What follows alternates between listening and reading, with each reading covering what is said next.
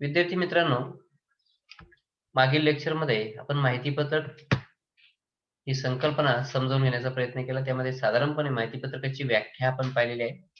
Company कायद्यातील कलम 2 पोट कलम 70 अनुसार. तर या माहितीपत्रकामध्ये साधारणपणे कोणत्या बाबींचा समावेश होतो? सेल्फ माहितीपत्रक, ज्याला माळणी किंवा बहुविध मांडणी माहितीपत्रक असंही त्या ठिकाणी म्हटलं जातं, आणि रेड हेरिंग माहितीपत्रक, की जे अपुऱ्या स्वरूपाचं माहितीपत्रक आहे असं म्हटलं जातं. कारण अपुऱ्या स्वरूपाचं माहितीपत्रक आपण का म्हटलंय, की त्या माहितीपत्रकामध्ये किती भाग विक्रीला काढले जाणार आहे, भागांच्या किमती किती असणार आहे, हे स्पष्टपणे नमूद केलेलं नसतं. म्हणून त्याला आपण अपुरं किंवा रेड हेरिंग प्रॉस्पेक्टस असं त्या ठिकाणी म्हणू शकतो. माहितीपत्रक म्हणजे माहितीपत्रक म्हणून कोणतेही वर्णन केलेले कोणतेही कागदपत्र किंवा दस्तऐवज. आणि प्रामुख्याने माहितीपत्रकाद्वारे लोकांनी कंपनीच्या प्रतिभूती म्हणजे भाग आणि कर्जरोखे खरेदी करावेत म्हणून सूचनापत्रक, परिपत्रक आणि जाहिरात इत्यादी मार्फत आवाहन केलं जातं. त्याला आपण माहितीपत्रक असं म्हटलं. तर साधारणपणे माहितीपत्रकाची व्याख्या आपण फक्त रिपीट केली, ती लक्षात ठेवणं अपेक्षित आहे. त्यानंतर सेल्फ माहितीपत्रक, मांडणी, माळणी किंवा बहुविध माहितीपत्रक, की एकाच वेळेला एकदा माहितीपत्रक तयार करून त्या माहितीपत्रकाचा अनेकदा वापर त्या ठिकाणी केला जातो. त्यासाठी नवीन माहितीपत्रक तयार करण्याची आवश्यकता नसते. त्यानंतर रेड हेरिंग माहितीपत्रक, की ज्याविषयी आपण आताच पाहिलं. त्यानंतर माहितीपत्रकाचं महत्त्व काय आहे कंपनीच्या दृष्टीने, समाजाच्या दृष्टीने, गुंतवणूकदारांच्या दृष्टीने, हे देखील आपण पाहिलेलं आहे. आता आपण नवीन टायटलला सुरुवात केली होती लास्ट लेक्चरमध्ये, माहितीपत्रकातील मजकूर, कंटेंट्स ऑफ प्रॉस्पेक्टस. जसं मागच्या लेक्चरमध्ये मी घटनापत्रकातील मजकूर, नियमावलीतील मजकूर काय असावा याविषयी स्पष्ट केले होतं. त्याचप्रमाणे हे नवीन जे दस्तऐवज आहेत, तिसरं मुख्य दस्तऐवज माहितीपत्रक, त्यामध्ये कोणता मजकूर असतो त्याविषयी आपण आज चर्चा करणार आहोत.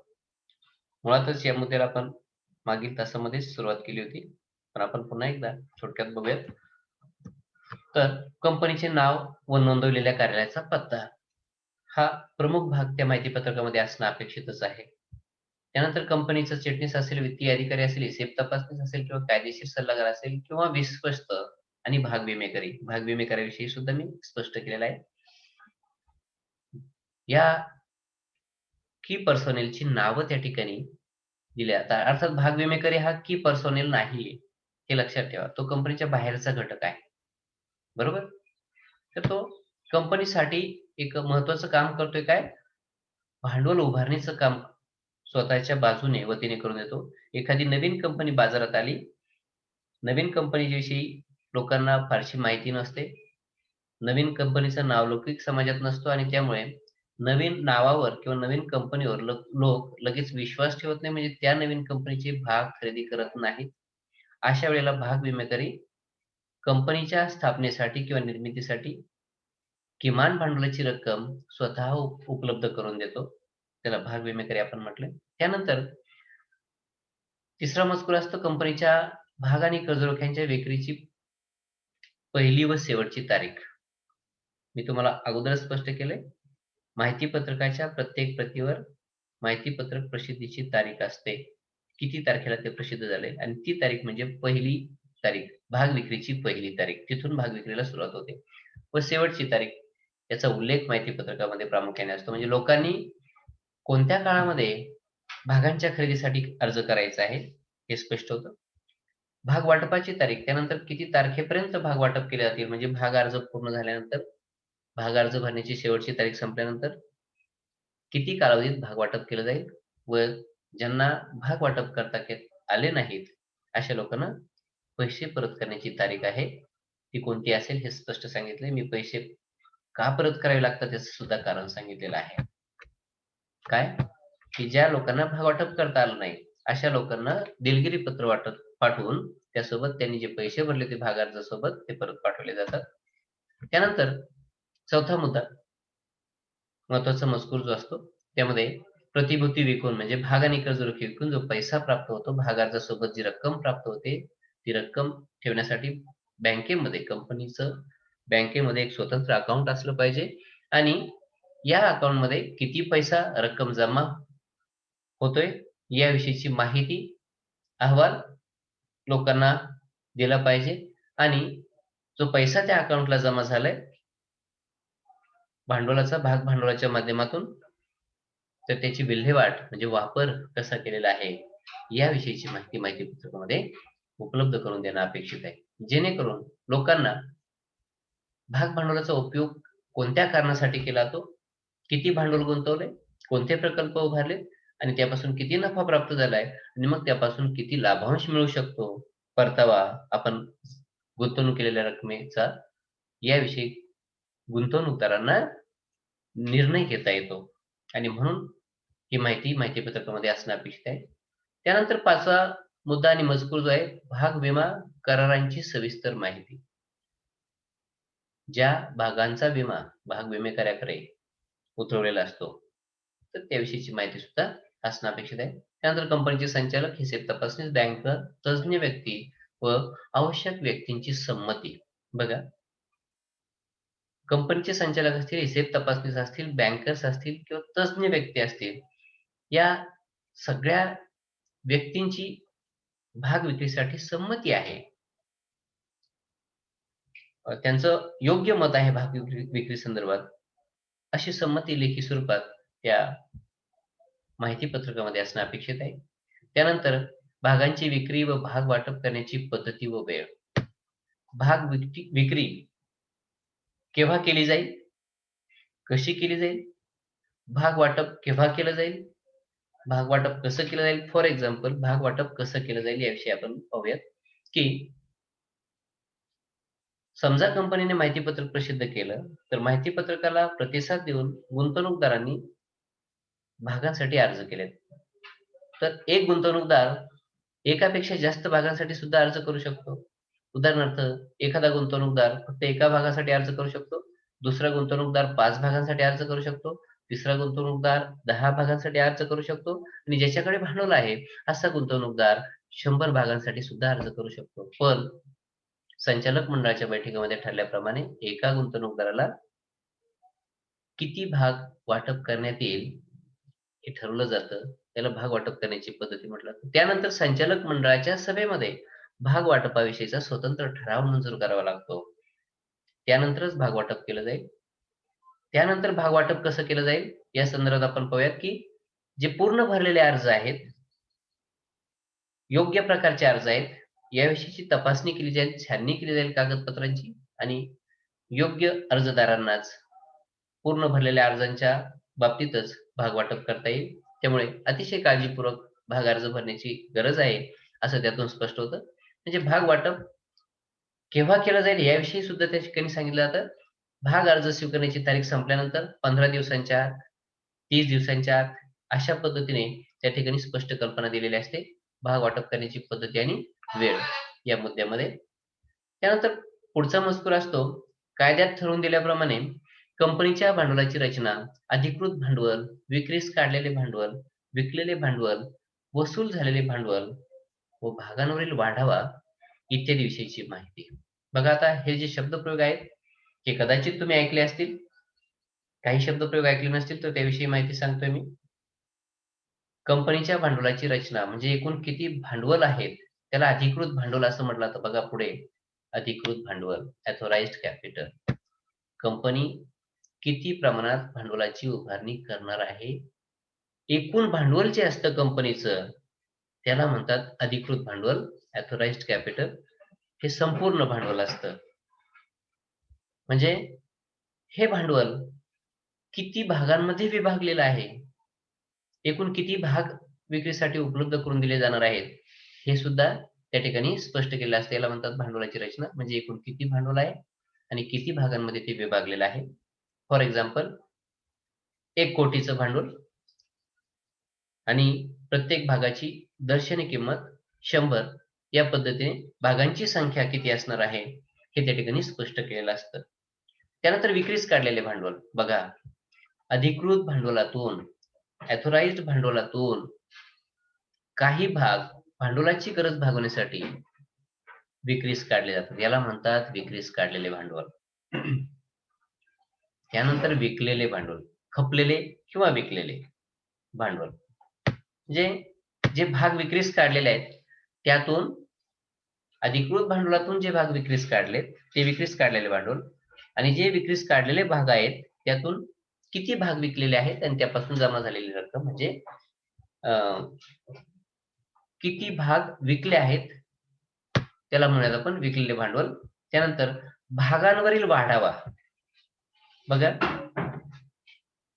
बऱ्याचदा कंपनीला दर्शनी किमतीलाच भाग विकावे लागतात.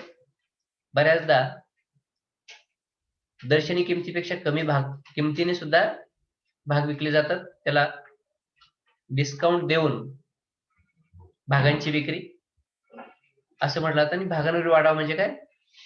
कधी कधी भागाच्या दर्शनी किमतीपेक्षा जास्त रकमेला सुद्धा भाग विकले जातात. त्याला शेअर ॲट प्रीमियम. त्यानंतर दर्शनी किमतीलाच भागांची विक्री म्हणजे शेअर ॲट पार, आणि डिस्काउंट देऊन भागांची विक्री म्हणजे शेअर ॲट डिस्काउंट असं त्या ठिकाणी म्हटलं जातं. तर याविषयीची माहिती, संपूर्ण माहिती म्हणजे अधिकृत भांडवल किती आहे, विक्रीस काढलेले भांडवल किती आहे, विकलेले भांडवल किती आहे, आणि त्यापासून वसूल झालेली रक्कम किती आहे, वसूल झालेले भांडवल प्रत्यक्षात किती रक्कम त्या भागांपासून मिळाली, याविषयीची माहिती त्या माहिती पत्रकात देणं अपेक्षित आहे. त्यानंतर भाग विक्रीच्या आवाहनाचा म्हणजे माहिती पत्रकातून जे भाग विक्रीसाठी लोकांनी भाग खरेदी करावेत असं आवाहन केलं असतं, त्यामागचा उद्देश कोणता आहे? भाग विक्रीच्या आवाहनामधील मुख्य उद्देश कोणत्या कारणासाठी, कोणत्या प्रकल्पासाठी, नेमकं काय कारण आहे की ज्यासाठी भाग विक्री केली जात आहे, किंबहुना वर्तमान काळात कोणता उद्देश या भाग भांडवलातून, विक्रीस काढलेल्या भागांच्या भांडवलातून पूर्ण केला जाणार आहे, याविषयी माहिती पत्रकात दिलेली असते. वर्तमान काळात भाग विक्रीच्या अटी व इतर अटी ठरवण्यात आलेल्या अटी म्हणजे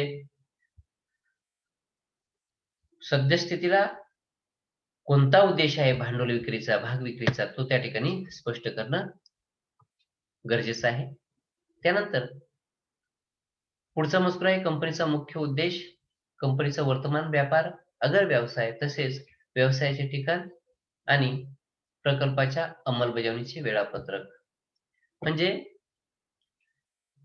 ज्या कंपनीचे भाग विक्रीस काढलेले आहेत, ज्या कंपनीने माहितीपत्रक प्रसिद्ध केले आहे, त्या कंपनीच्या घटनापत्रकातील उद्दिष्ट कलमामध्ये कोणत्या उद्दिष्टाचा समावेश केलेला आहे, मुख्य उद्दिष्ट, ते त्या ठिकाणी माहितीपत्रकात नमूद करणं अपेक्षित आहे.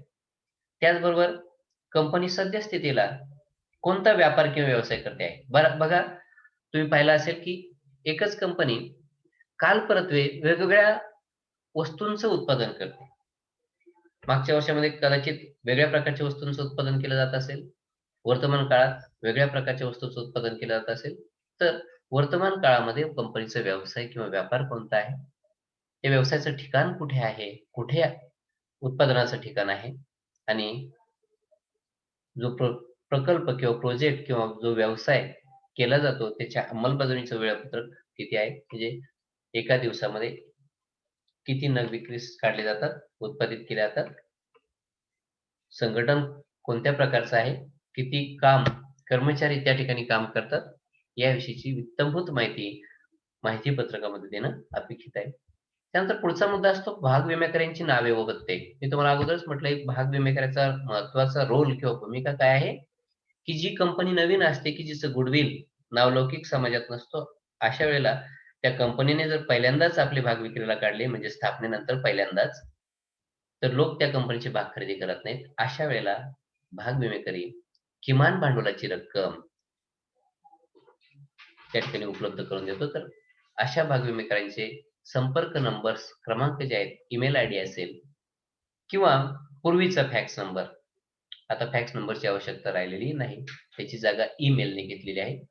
तर मोबाईल नंबर आणि ईमेल आयडी त्या ठिकाणी असणे अपेक्षित आहे. त्यानंतर जर कंपनीने माहितीपत्रक प्रकाशित करून पैसे जमवायचे ठरवलं, तर माहितीपत्रकामध्ये साधारणपणे काही मुद्दे आहेत, त्या मुद्द्यांचा स्पष्ट उल्लेख माहितीपत्रकामध्ये असणं अपेक्षित आहे. त्यामध्ये पहिला मुद्दा होता भांडवल विक्रीचा उद्देश काय आहे, ज्या कारणासाठी भांडवल आवश्यक आहे त्याविषयीची जाणीव समाजाला करून देणं अपेक्षित आहे.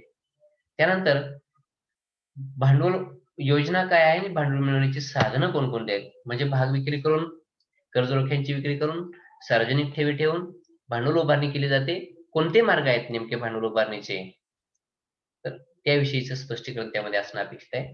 प्रकल्प अहवालाचा सारांश किंवा गोषवारा म्हणजे जो प्रोजेक्ट किंवा जो व्यवसाय केला जातो त्याविषयीचा अहवाल त्या ठिकाणी असणं अपेक्षित आहे.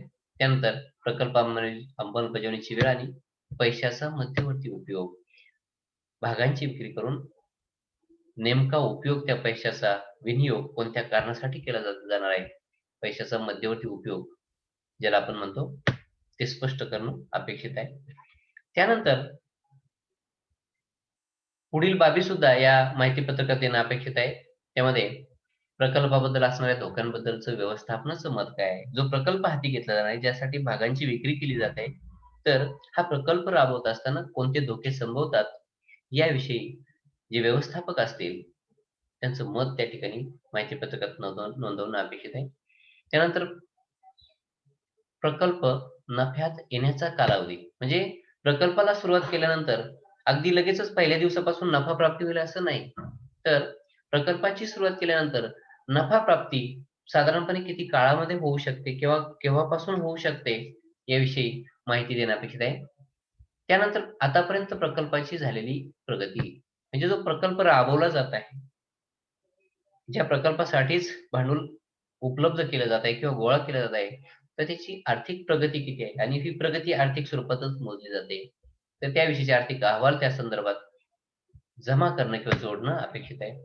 प्रकल्प पूर्ण होण्याची अंतिम तारीख.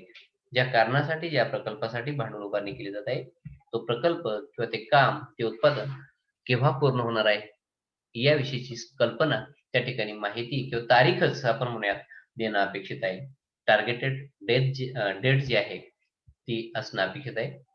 त्यानंतर माहिती पत्रक प्रसिद्ध करण्याच्या 5 वर्षे अगोदर काही दावे किंवा वैधानिक बाबी असतील, तर त्याविषयीचं स्पष्टीकरण. म्हणजे प्रकल्पाला काही नुकसान भरपाई द्यावी लागली आहे का? या प्रकल्पावर काही दावे दाखल झालेले आहेत का? किंवा ज्या कायदेशीर बाबी आहेत महत्त्वाच्या, त्या संदर्भात काही बाबी असतील, तर त्याचा स्पष्ट उल्लेख या प्रकल्प अ, माहिती पत्रकामध्ये करणं अपेक्षित आहे. त्याचबरोबर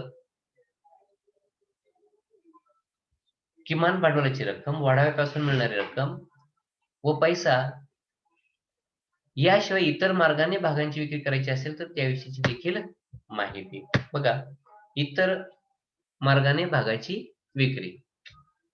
त्यामध्ये कोणकोणत्या बाबींचा समावेश होऊ शकतो? बोनस भाग असतात, स्वेट इक्विटी शेअर्स असतात, स्वेट सामान्य भाग, बरोबर?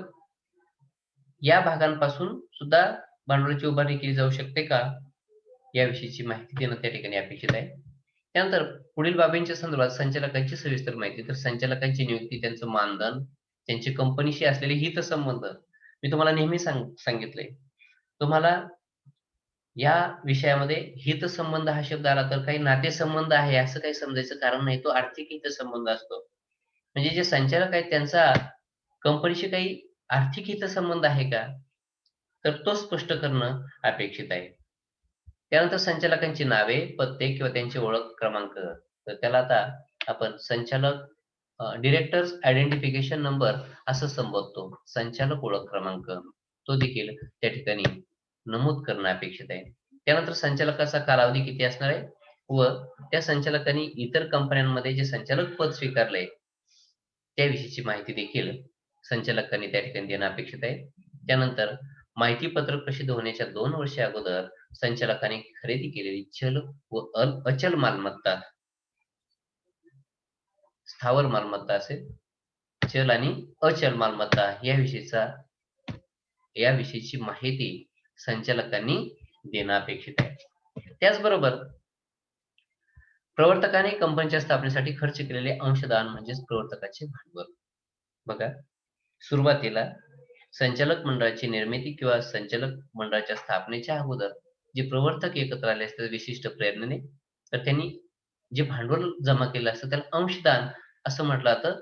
तर त्या अंशदानाविषयीची माहिती देखील तुम्हाला तुम्हाला म्हणजे कंपनीला आपल्या माहिती पत्रकामध्ये नमूद करणं अपेक्षित आहे. तर त्या संदर्भात एक किंवा अनेक प्रवर्तकांनी दिलेले अंशदान व त्याची रक्कम, त्यानंतर प्रवर्तकाचं नाव, प्रवर्तकाने खरेदी केलेले भाग, भागांचे मूल्य आणि खरेदी केलेल्या भागांची संख्या व त्यांचे मूल्य, कंपनीच्या स्थापनेपूर्वी व स्थापनेनंतर भांडवलाचे केलेले अंशदान प्रवर्तकांनी याविषयीची माहिती अपेक्षित आहे.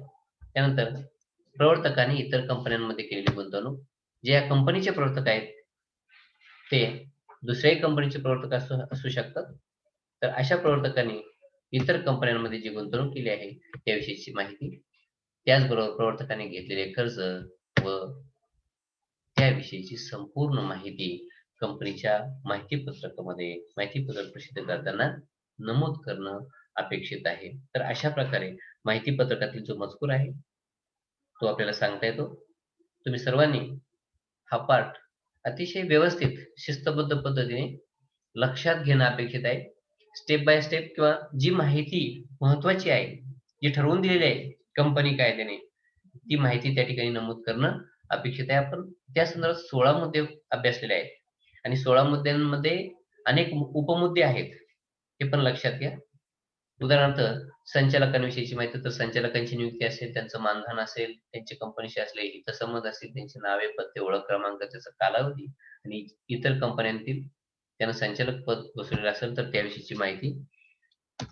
त्यानंतर संचालकाने खरेदी केलेली चल आणि अचल मालमत्ता 2 वर्षांपूर्वीची, तर याविषयीची सविस्तर माहिती. मुद्दा एकच आहे पण उपमुद्दे आहेत त्यामध्ये, तर त्या संदर्भात सुद्धा बारकाईने अभ्यास करण्याची आवश्यकता आहे. आता पुढचं टायटल आहे माहिती पत्रकासोबत जोडण्यात येणारे अहवाल. तर साधारणपणे कोणकोणत्या प्रकारचे आर्थिक अहवाल त्या ठिकाणी माहिती पत्रकासोबत जोडता येतात याविषयी आपण पाहूयात. थोडक्यात माहिती पाहूयात.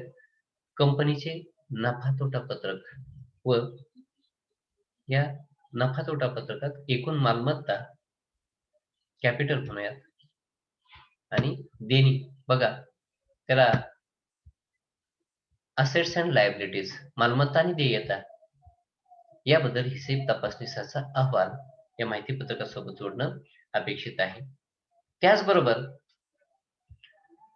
कंपनीने काही वर्ष पूर्ण केल्यानंतर माहिती पत्रकाद्वारे जे भांडवल गोळा करायचं केलेलं असतं, तर त्या संदर्भात माहिती पत्रक प्रसिद्ध करण्याच्या 5 वर्षा अगोदर कंपनीला मिळणाऱ्या नफा तोट्याची माहिती म्हणजे नफा तोटा पत्रक आपण म्हणूयात. म्हणजे बॅलन्स शीट, ताळेबंद, बरोबर? त्यामध्ये मालमत्ता आणि देयता याविषयीची माहिती असते. त्यानंतर 5 वर्षापासूनचं नफा तोटा पत्रक म्हणजे प्रॉफिट अँड लॉस अकाउंट स्वतंत्रपणे असतं, तेही त्या ठिकाणी जोडणं अपेक्षित आहे.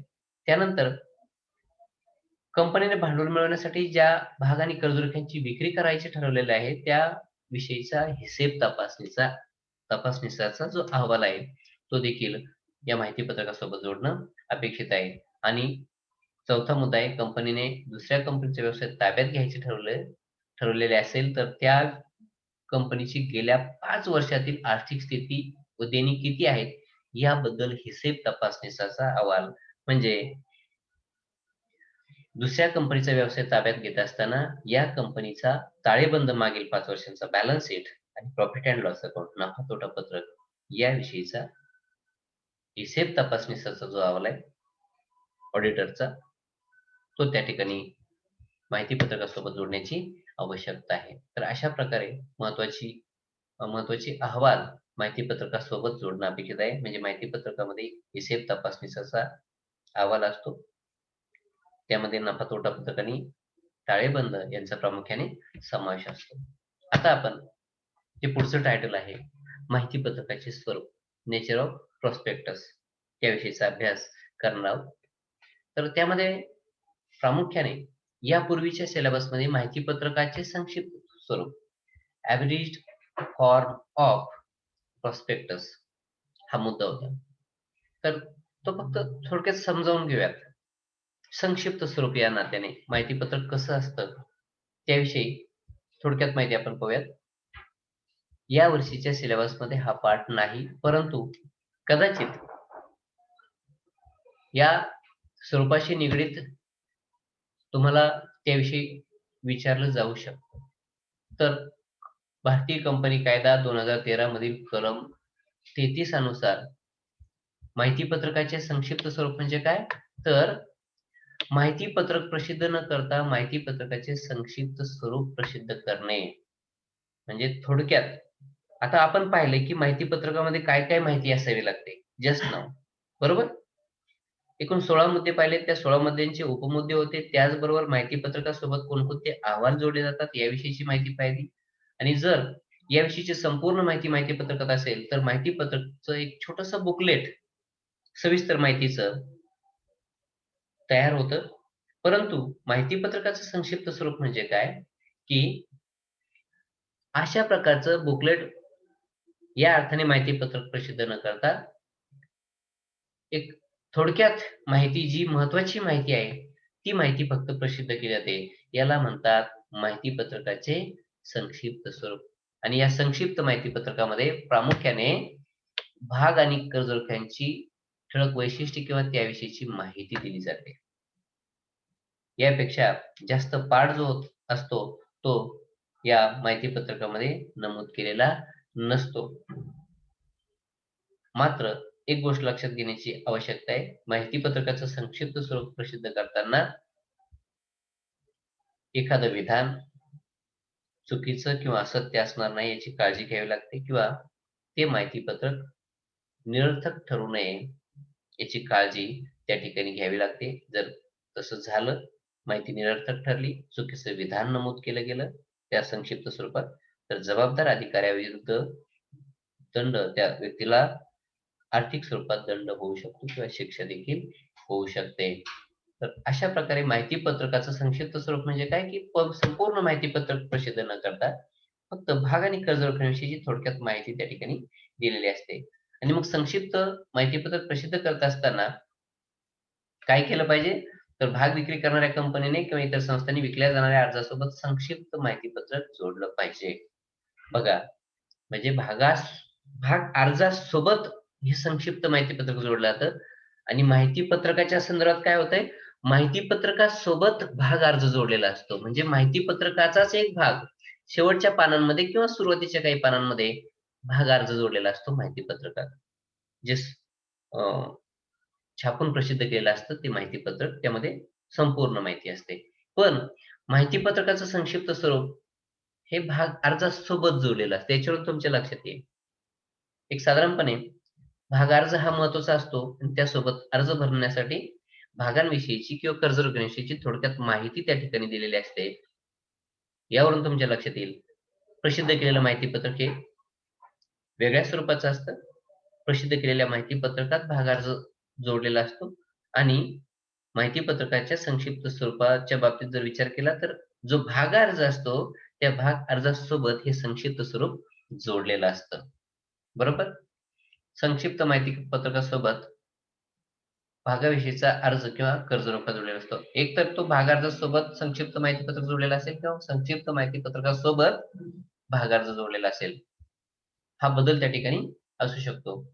संक्षिप्त माहिती पत्रकात दिलेली कोणतीही माहिती ही माहिती पत्रकातील माहितीशी विसंगत असू नये. बघा, संक्षिप्त स्वरूपाचं माहिती पत्रक केव्हा प्रसिद्ध केलं जातं? जेव्हा संपूर्ण माहिती पत्रक यापूर्वी प्रसिद्ध केलेलं असतं आणि त्यातील जे काही भाग विक्रीस काढलेले असतात, अशा वेळेला संक्षिप्त माहिती पत्रक जोडलेलं असतं. मग मुख्य माहिती पत्रकामध्ये कोणती माहिती आहे, त्याशी संगत असलेली माहिती, सुसंबंध असलेली माहितीच फक्त या माहिती पत्रकाच्या स्वरूपात, संक्षिप्त स्वरूपात असणं अपेक्षित आहे. त्यानंतर गुंतवणूकदारांना आपलं नाव, पत्ता, व्यवसाय इत्यादी माहिती लिहिण्यासाठी संक्षिप्त माहिती पत्रकाच्या संक्षिप्त स्वरूपासोबत जो अर्ज जोडलेला असतो, त्या अर्जामध्ये पुरेशी जागा असणं अपेक्षित आहे. आणि संक्षिप्त माहिती पत्रक हे योग्य टाइपमध्ये छापून त्या संक्षिप्त माहिती पत्रकामध्ये आवश्यक तिथे पुरेशी जागा सोडणं अपेक्षित आहे. एक गोष्ट आता तुमच्या लक्षात आल्याशिवाय राहणार नाही. कदाचित संक्षिप्त माहिती पत्रक हा भाग अर्ज असू शकतो. या भाग अर्जामध्येच तुम्हाला जिथे-जिथे तुमचं नाव, भागांविषयीची माहिती किंवा रक्कम लिहिण्यासाठी किंवा पत्ता लिहिण्यासाठी जागा दिलेली असेल, तिथे तुम्ही उर्वरित माहिती भरू शकता.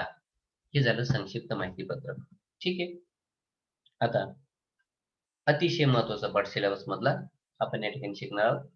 माहिती पत्रकासंदर्भात ज्या कायदेशीर बाबी आहेत, माहिती पत्रकासंदर्भातील कायदेशीर बाबी, statutory requirements in relation to prospectus, related to prospectus, माहिती पत्रकाच्या संदर्भातील कायदेशीर बाबी. तर भारतीय कंपनी कायदा 2013 ने माहिती पत्रक प्रसिद्ध करत असताना ज्या कायदेशीर बाबींची पूर्तता करणं अपेक्षित आहे, त्याविषयीची सविस्तर माहिती या कायदेशीर बाबींमध्ये दिलेली आहे. यापूर्वी भारतीय कंपनी कायदा 1956 अनुसार देखील माहिती पत्रकासंदर्भातील कायदेशीर बाबी ज्या होत्या त्या स्पष्ट केलेल्या होत्या. रिप्लेस झाले फक्त भारतीय कंपनी कायदा 2013. 1956 चा भारतीय कंपनी कायदा 2013 या कायद्याने रिप्लेस केलेला आहे. ठीक आहे. तर त्यात पहिली कायदेशीर बाब आहे माहिती पत्रकावरील दिनांक किंवा तारीख. भारतीय कंपनी कायदा 2013 मधील कलम 26 अनुसार छापून प्रसिद्ध केल्या जाणाऱ्या प्रत्येक माहिती पत्रकाच्या प्रतीवर प्रसिद्धीची तारीख किंवा दिनांक असणं हे कायद्याने बंधनकारक केलेलं आहे. मी तुम्हाला सांगितले की पहिली तारीख म्हणजे प्रसिद्धीची तारीख, की ज्या तारखेपासून भाग विक्रीसाठी खुले केलेले असतात, आणि शेवटची तारीख सुद्धा काय असावी, कोणती असेल, याविषयीची माहिती माहिती पत्रकात नमूद केलेली असते. ती वरती प्रथमदर्शनी नमूद करण्याची आवश्यकता नसते. तात्पर्य काय आहे की माहिती पत्रकाची प्रसिद्धीची तारीख ही अतिशय महत्वाची असते आणि ती स्पष्टपणे समाजाच्या गुंतवणूकदारांच्या लक्षात येणं अपेक्षित आहे. म्हणून ती निदर्शनात येईल अशा ठिकाणी छापलेली असणं अपेक्षित असतं. तर त्या संदर्भात कलम 26, कंपनी कायद्यातील कलम 26 यानुसार हे